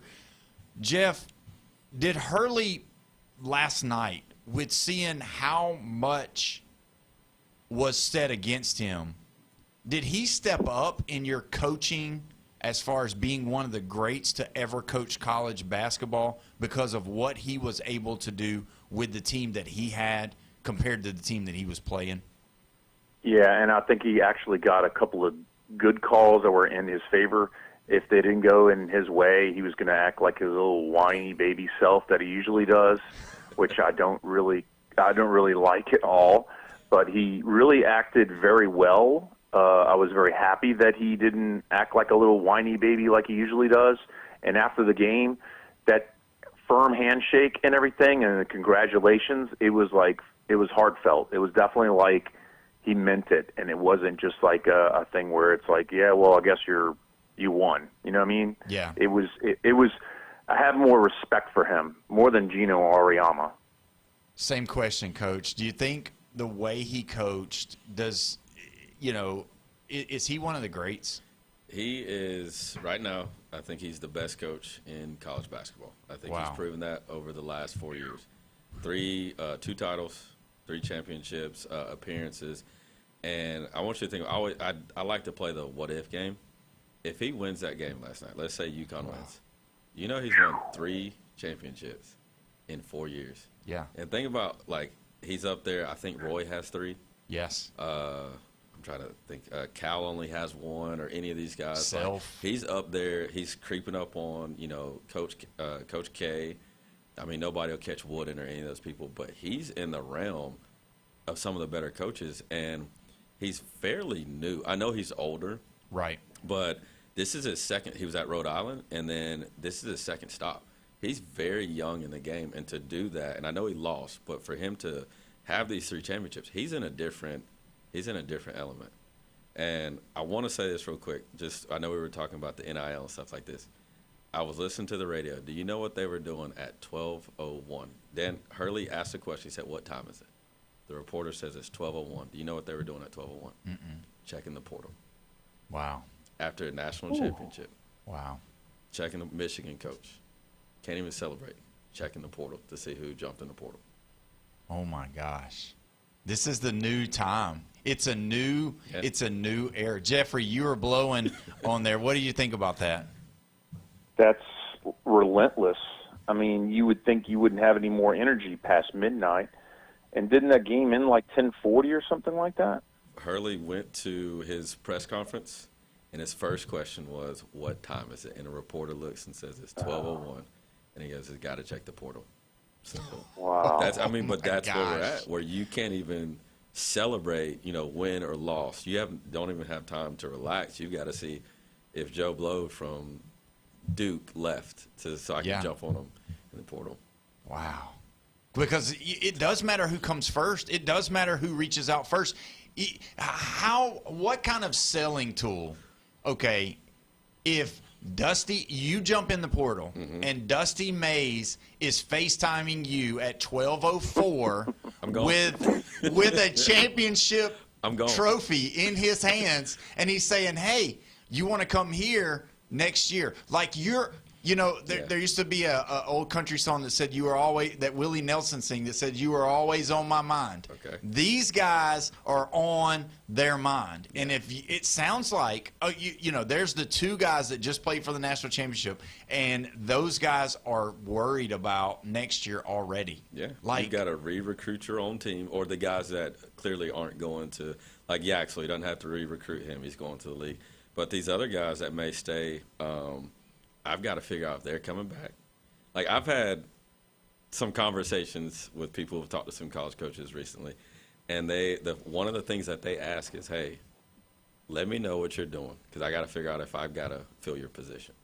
Like, that's where we're at now, is the NIL, the portal, and I like it, but that's kind of like the downside of it. It's like these guys can't even celebrate, getting to a championship or making it to a championship before they've got to worry about the next. So do they, and this might be something that you may say, you don't want to answer, but do they cut people as far as how do they do their cutting now? Do they tell them, next year you're probably not going to get as much playing time? Do they say, "Hey, we're going to reevaluate your money and this is what it's looking like"? Now with the NIL, I'm not well-versed in those conversations. I know when I signed my scholarship, I was there for 4 years, long as my grades were good and I didn't do something stupid on or off the court. These guys, you've got to negotiate money, sponsorships, all type of stuff. And, I mean, we've had problems with people backing out of NIL deals, people not living up. I couldn't even imagine it. Yeah. It's like a CEO. I mean, Jeffrey, could you imagine what it would be like to have to try to put a team together? Not only that, but, be able to still, make sure that you're in compliance with everything that's going on. I know they've got compliance officers that help you, but could you imagine just having to be Johnny on the spot, calling these kids and offering them the sun, the moon, and the stars? Well, I mean, the high school coaches, they probably need to go through, how you go through, like, human resources when you start a new job? Yeah. You have to do all the compliance classes to probably take a quiz and everything to know how not to break the rules, really. I mean, and you talk about portal. Tennessee women's basketball has 0 players now because the last one just left, 3 hours ago? Yeah. And then Florida just grabbed a guy from New Mexico for men's basketball. Who was it else that lost? The Florida Gators women's just lost their best player. Yep. I mean, you don't know who's going where until they open their mouth, or maybe their agent opens their mouth for them. Yeah. Well, either way, we're going to come back after the break and talk about that. You've been listening to the Sports Blitz with Paul Wilson right here at 104.3 ESPN, Northwest Florida.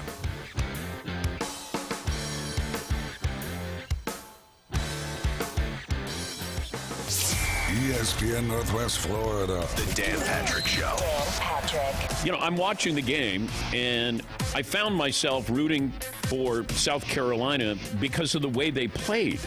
They were playing great. They were playing hard. But if UConn won and continued to win, and then matched up with UCLA, I would have been fine with that. It's the Dan Patrick Show, weekday mornings from 9 till 11.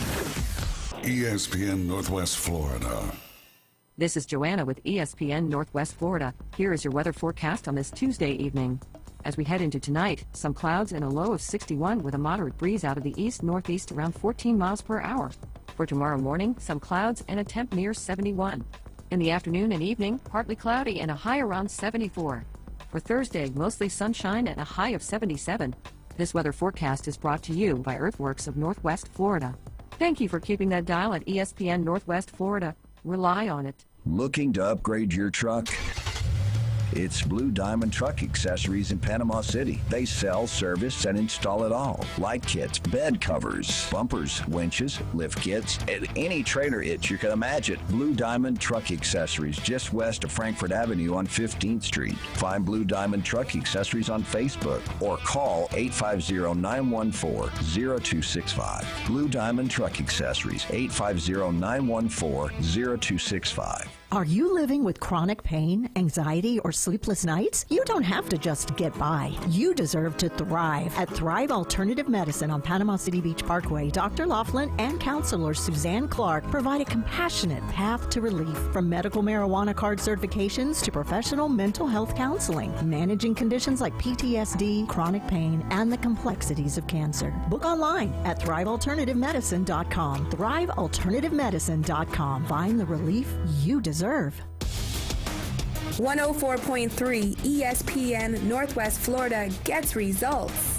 Here's Brandon Strickland from Recommended Collision Center, Jinx Avenue in Panama City. At Recommended Collision Center, we're all about taking care of our community, and advertising on 104.3 ESPN Northwest Florida has helped us do just that. Social media ads were getting stale, but the Sports Blitz with Paul Wilson gave us a fresh way to reach local customers. We've seen more vehicles coming in for estimates, more phone calls, and more people recognizing our name. It's been a great partnership for our business, pairing up with 104.3 ESPN Northwest Florida. To see how 104.3 ESPN Northwest Florida can help grow your business, go to ESPNPC.com and click the contact button. Get your message heard and cut through the clutter.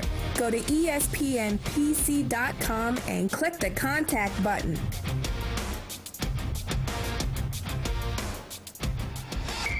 ESPN Northwest Florida. He once ate an entire birthday cake before he realized there was a stripper inside. LSU Jeff. It's Officer Nasty. Is part of the Sports Blitz with Paul Wilson. 104.3 ESPN Northwest Florida. We are back live and local right here at 104.3 ESPN Northwest Florida, your spot for the Atlanta Braves. Tonight, the Braves take on the Angels. Coverage starts at 7:20. First pitch is at around 8:40. And don't forget, today's microphone is sponsored by Humbert Diesel and Auto Repair, 1504 County Road 390, Lynn Haven, 850-630-0766. Do not call those guys this week, though. They are so relished in the Michigan championship that they probably won't be able to do anything but sing chant songs. They won't be able to fix your vehicle. But either way, if you want your diesel taken care of and looked at by the professionals, Humbert Diesel and Auto Repair is the place.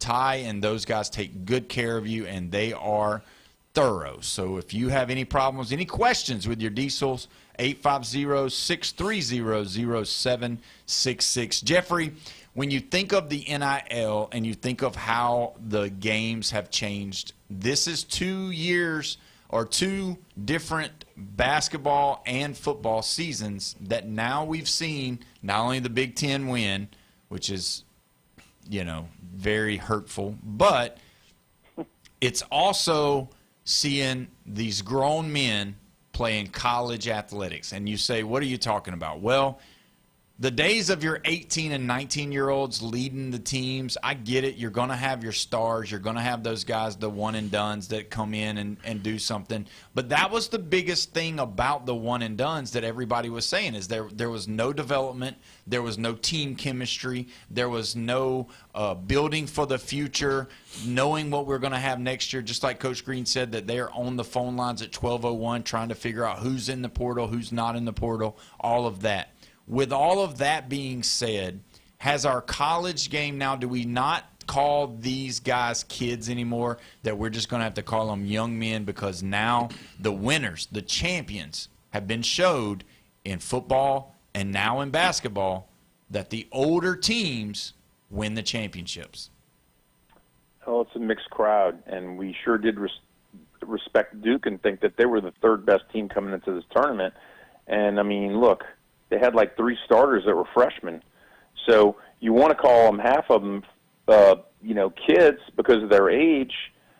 But to be honest with you, look at like the way they look like grown adults. So do we give them that much respect? Yeah, we treat them like adults, but it's kind of weird because they aren't completely. Yeah.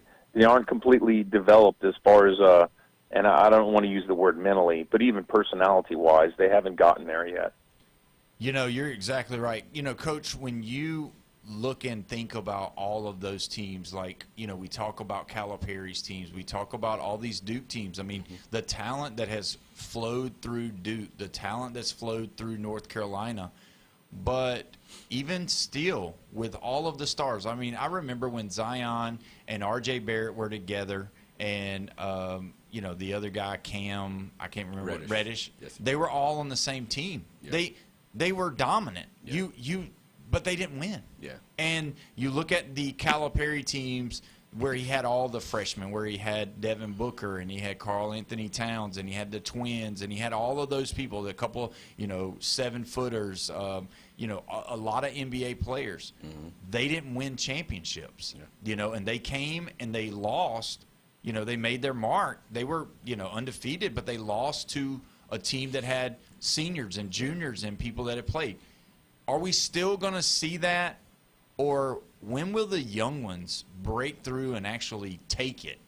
That's going to be hard to say. I mean, we're going to have to see, where these kids go, where, how these teams align.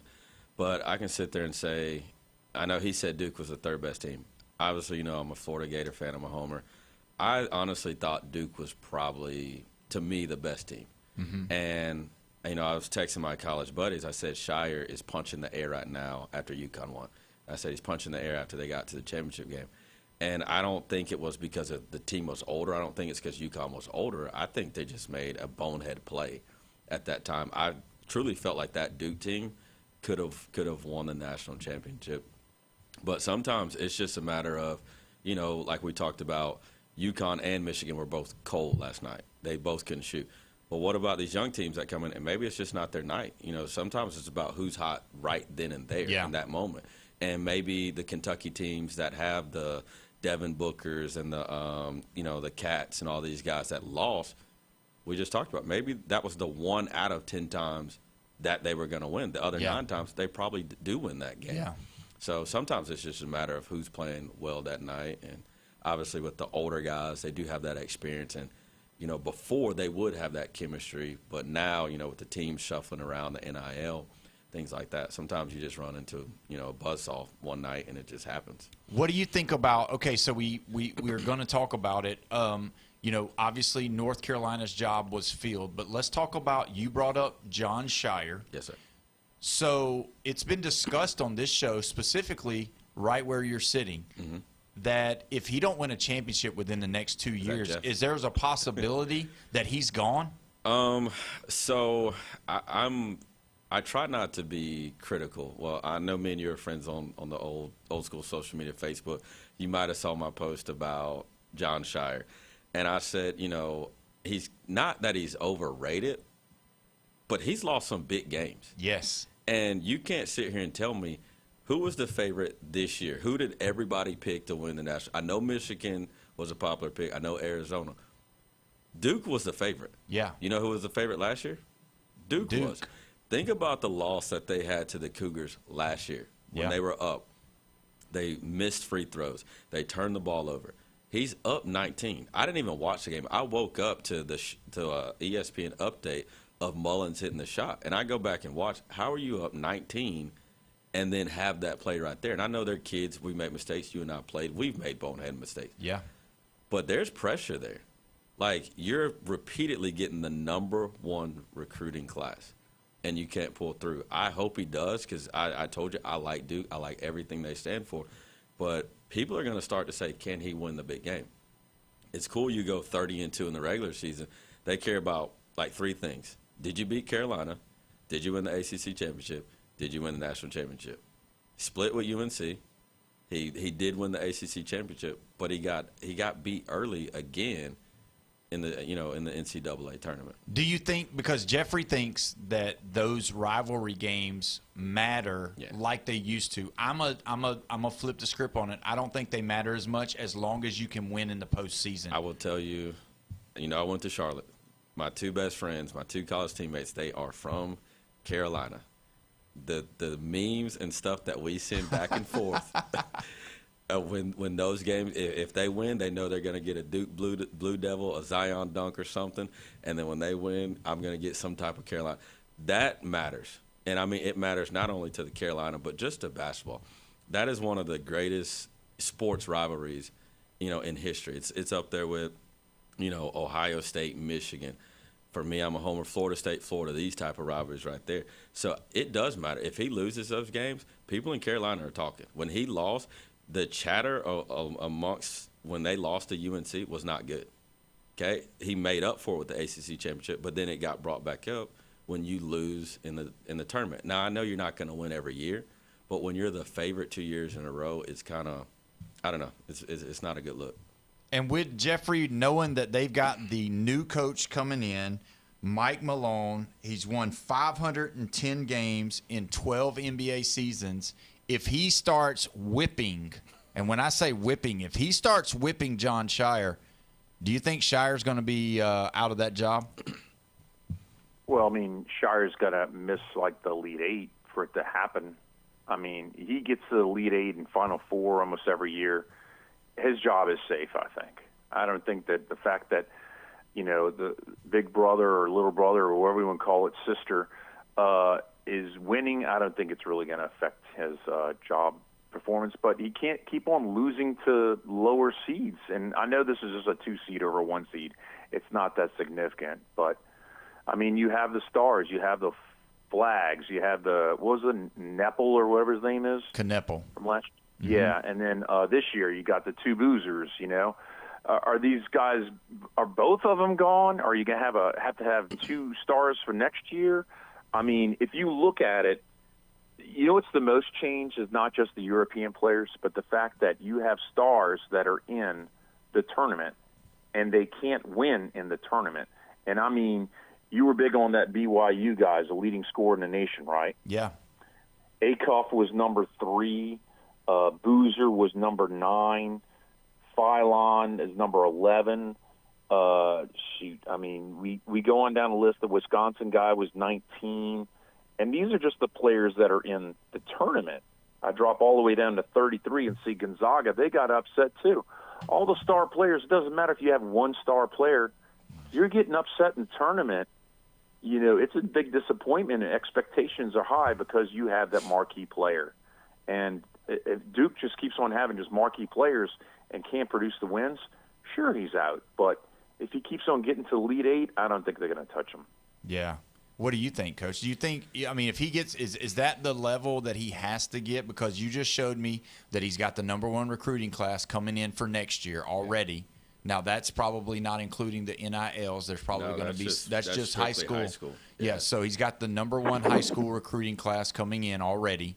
So it's not that he can't get the players there. It's just that in the big games, it seems like they just can't win them. Yeah, and like I said, I'm also – even though I'm a coach, I'm critical. You know, I'm a fan. I'm critical about, you know, my team or, you know, whoever I support because I want to see them succeed. Like, it's not easy to get to the Elite Eight. It's not easy to get to the Final Four. I think his fault is how he's lost those games. Yeah. And when you've blown, and I mean like double-digit leads in the Elite Eight and Final Four, to me you're telling, or to the average fan, you're saying, I can't close. I can't win these big games right there. So I don't know if they'll give him the axe. I don't know who I mean, I can't say Michigan's coach or Arizona's coach, you know, these guys that have gotten there. You've got some names that could possibly fill if they let him go, but he is one of the best coaches. He's got to turn it around with a championship to silence the people that are, you know, doubters. Yeah, and it's kind of like, if you think about it, it's kind of like Calipari when he came to Kentucky. Yeah. It was the same way. You know, he come behind you know, some trouble, but I mean, there was Tubby, he won, and Rick Pitino, he won, and then, you know, Calipari, and, you know, for him, when he won that one, it was like it kind of gave the, you know, the validity that, hey, I'm the guy, and it took him a long time. It took him a way long time. Now, obviously, you know, he wasn't one of the guys that was, you know, from the program, like Shire is from the program.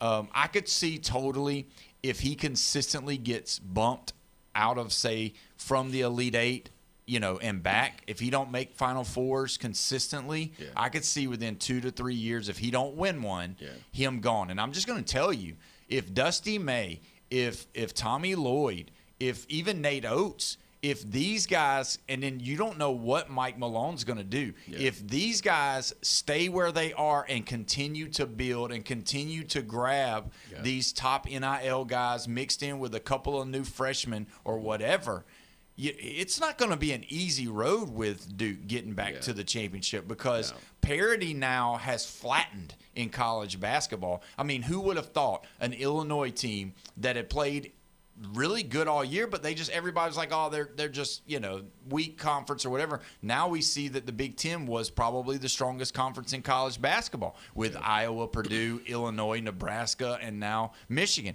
But when you look at how these guys are starting to be they're paying them the money and they're saying, hey, we got your back. You know, never in a million years, and Jeffrey, you can chime in anytime you want. Never in a million years did I think that after Tommy Lloyd turned it down, that it was not going to be the next day that they were going to have Nate Oates in a plaid baby blue jacket out in Tar Heel blue, ready to go to be announced as a coach, because Alabama is football. It is not basketball. It is, but like I said, me and my college teammates, and I debated this with them.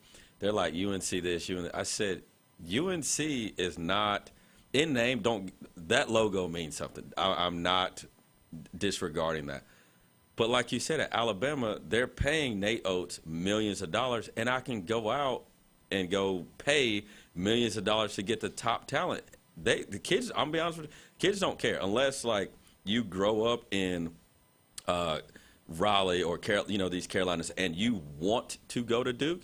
You're gonna go to where can I win, where can I showcase my talent, and where can I get. And now, where can I get paid? And that's anywhere. That's in Arizona. That's in Ann Arbor in Michigan, Florida, Alabama. You know, all these schools can offer pretty much the same thing.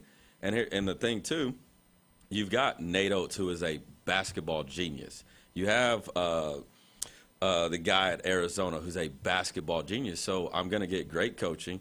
He's been proven to put people in the league. Like, I don't have to go to Carolina. I don't have to go to Duke.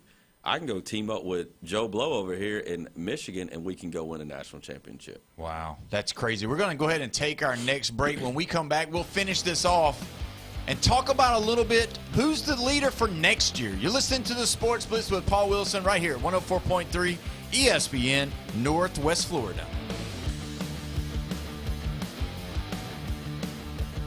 They've got the heat, and we've got the call. And he is toast. Swung on and missed. With Chris Sale leading the charge and Spencer Strider bringing the fire back to the mound. It is a 1-2-3 shutdown inning for Chris Sale. The rotation is locked and loaded for 2026. Struck him out. Went down and away with a nasty splitter. Hear every masterpiece and every high heat save on your home for the Atlanta Braves. 104.3 ESPN Northwest Florida. PCB Hobby, the beach's premier hobby store for sports cards, comics, coins, and trading card games. PCB Hobby carries the largest selection of boxes and packs from the latest releases of brands like Topps, Panini, Leaf, and more. Looking for a specific player or team? PCB Hobby has a wide assortment of raw and graded cards. They carry parallel rookie, game used, and autographed cards in both modern and vintage. Have a collection you want to sell? We buy, sell, and trade. PCB Hobby on Back Beach Road, just east of Florida Linen. Call 850-320-8388. Your goals matter, and at Anytime Fitness Panama City, they're ready to help you crush them.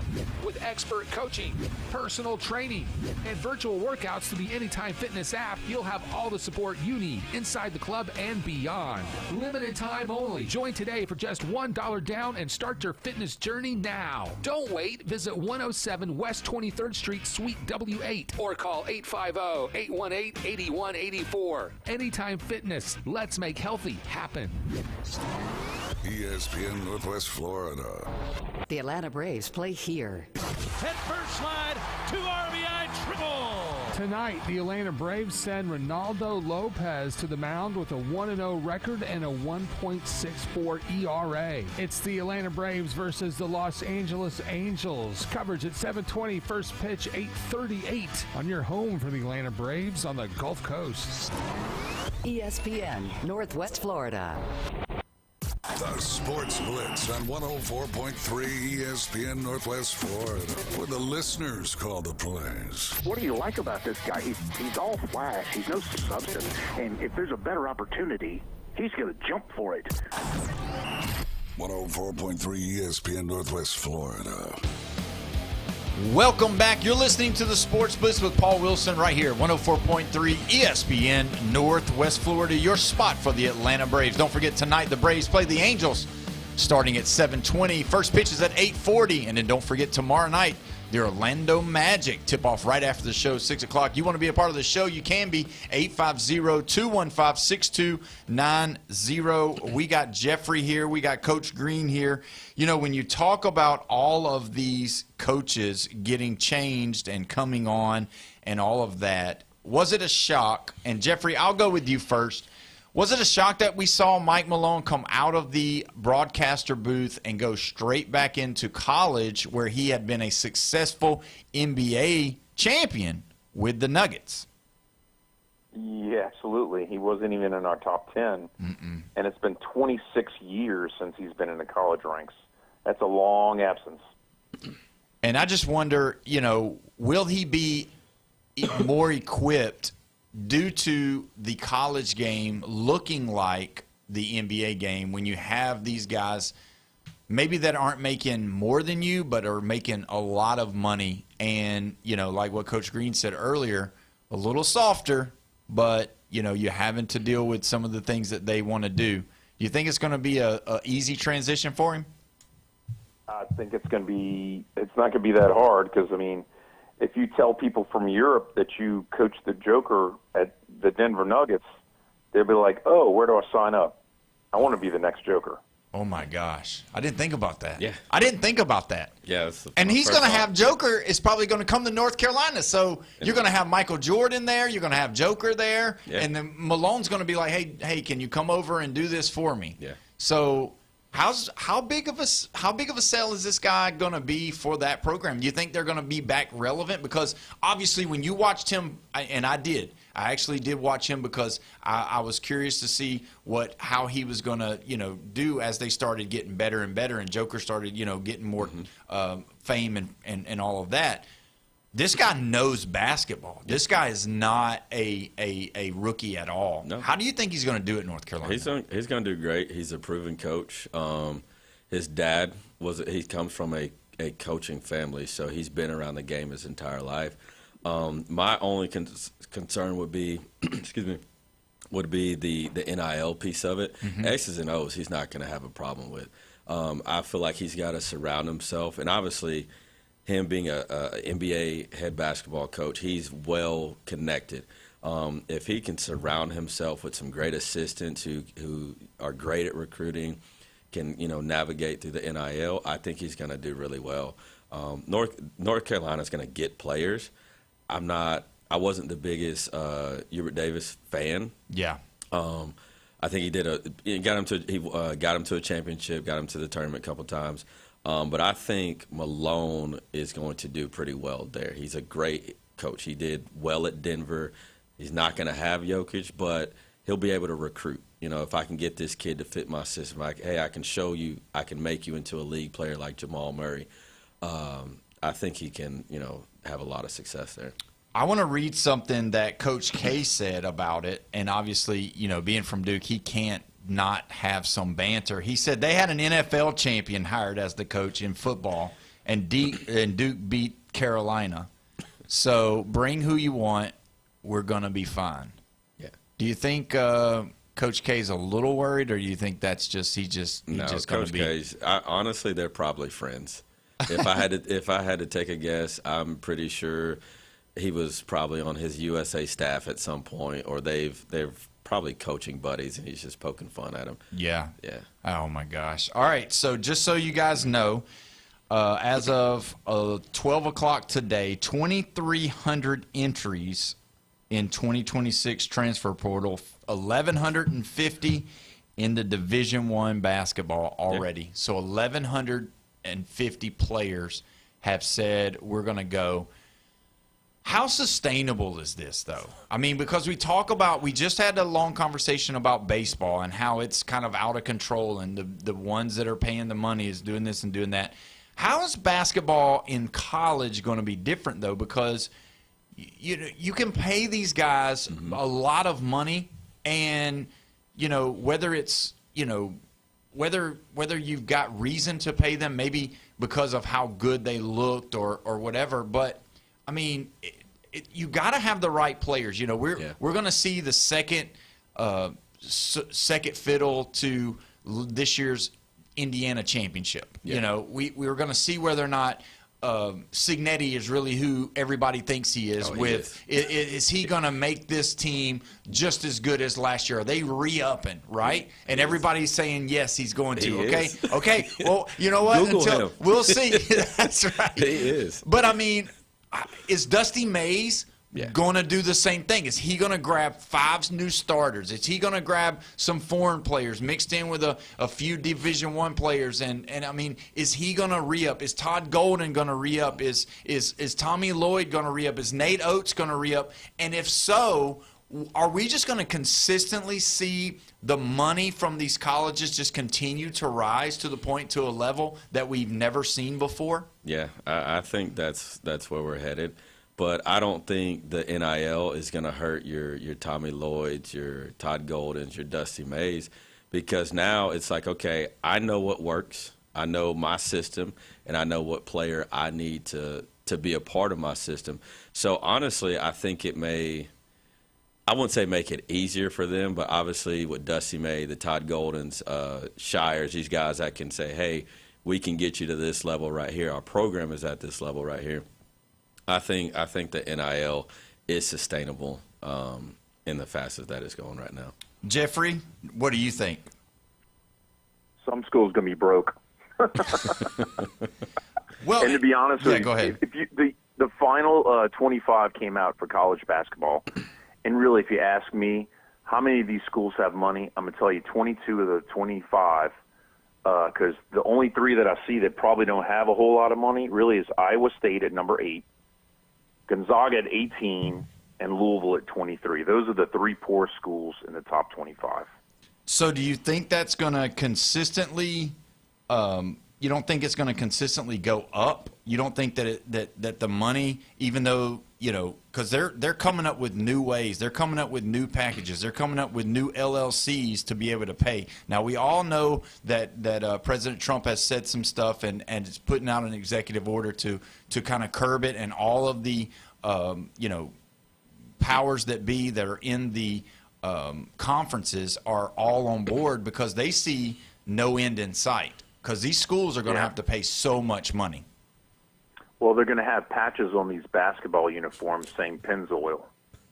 Yeah, no doubt. And let me ask you this.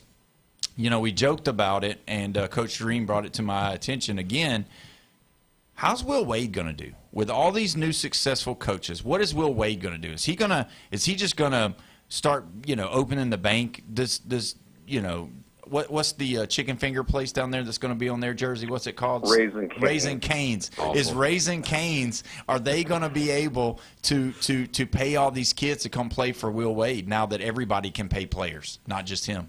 Well, I'm not saying they're the third biggest sport at that school, but there's not enough money to make it all the way around. And, LSU, even when we had Shaq, it wasn't a basketball school. It was still a football school, and we were losing at the time.